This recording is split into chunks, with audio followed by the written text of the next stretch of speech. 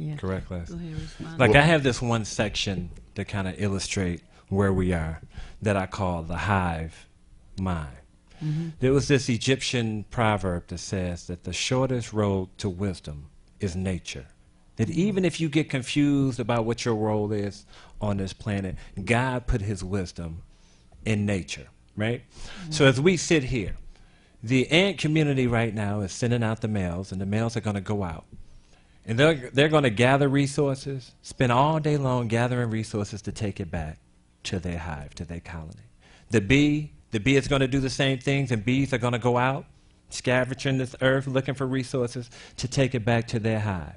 The Arabs are getting dressed right now. They're leaving their homes by the thousands to go out to get resources, to bring it back to their community. The Mexicans, the Jews, the whites. It's a predictable behavior that all of God's creations operate off the hive mind. The African American who has been sleepwalking, socially engineered to be the benefit of another people, he is getting dressed also.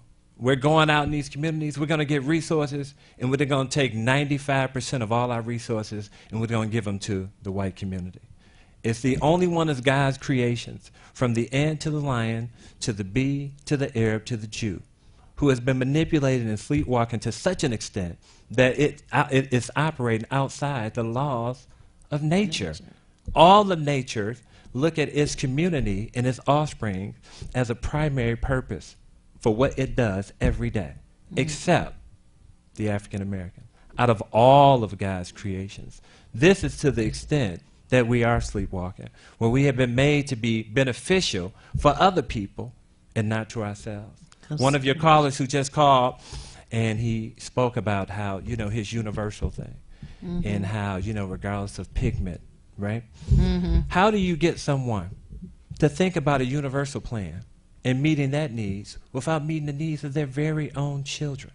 Our children are dying in the greatest numbers. They're being incarcerated in the greatest numbers. They're dropping out of school in the greatest numbers. They're getting the worst grades. How do I have the luxury to begin thinking about meeting the needs of other people when the people I see in front of me who look like me, my nephews and nieces, are suffering so? You must be sleepwalking. No other species, human, insect, or animal, put others before themselves.